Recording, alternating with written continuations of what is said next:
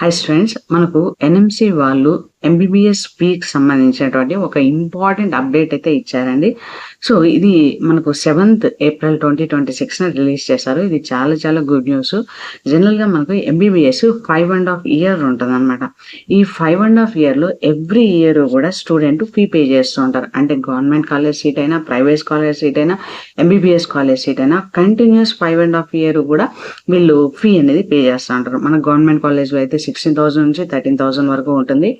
అదే private medical కాలేజ్లో అయితే మనకు పర్ యానం 16 lakhs ఉంటుంది. డీమ్డ్ యూనివర్సిటీలో 25 lakh వరకు పర్ యానం అనేది పే చేస్తూ ఉంటారు అనమాట. కానీ ఎన్టీఏ వాళ్ళు ఏం చెప్పారు అంటే, మామూలుగా ఎంబీబీఎస్ 4.5 years చదువుకుంటారు, 1 year ఇంటర్న్షిప్ చేస్తారు. అంటే లాస్ట్ 12 months ఆఫ్ పీరియడ్ ఏం చేస్తారు, స్టూడెంట్స్ పేషెంట్స్ దగ్గరికి వెళ్ళి వాళ్ళకి సర్వీస్ అనేది చేస్తారనమాట. ఈ సర్వీస్ ప్రొవైడ్ చేస్తున్నప్పుడు వాళ్ళు నేర్చుకుంటారు, పేషెంట్ ఎక్స్పోజర్ వస్తుంది. సో ఈ సర్వీస్ ప్రొవైడ్ చేస్తున్నటువంటి టైంలో వాళ్ళు ఫీ పే చేయాల్సిన పని లేదు. ఇదే పీరియడ్లో మీరు స్టూడెంట్కి స్టైపెండ్ పే చేయాలి. అంతేకాని మీరు స్టూడెంట్ దగ్గర నుంచి ఫీ కలెక్ట్ చేయడం రాంగ్ అనేసి ఎన్టీఏ వాళ్ళు ఒక అఫీషియల్ నోటీస్ని అయితే రిలీజ్ చేశారనమాట.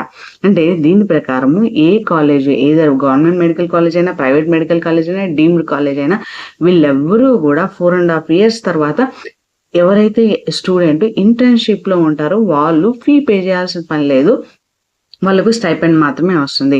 సో ఫర్ ఎగ్జాంపుల్ ఎవరైనా డీమ్డ్ కాలేజెస్లో చూసారనుకోండి, డీమ్డ్ కాలేజ్లో 25 lakh rupees per annum pay చేస్తుంటారు.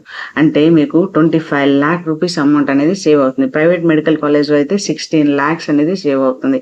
మీకు గవర్నమెంట్ మెడికల్ కాలేజెస్లో మీకు ఆల్మోస్ట్ 16,000 నుంచి 30,000 మధ్యలో ఉంటుంది. ఆ ఫీ అనేది సేవ్ అవుతుంది.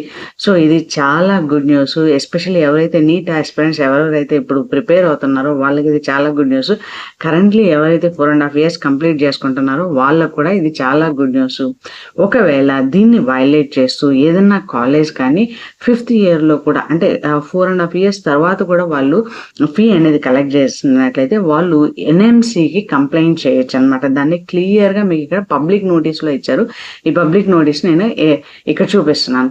సో ఈ పబ్లిక్ నోటీస్లో ఇచ్చిన దాని ప్రకారము మీరు ఖచ్చితంగా 4.5 years వరకు మాత్రమే ఫీ పే చేస్తే చాలు. లాస్ట్ ఇయర్ ఫీ పే చేయాల్సిన పని లేదు.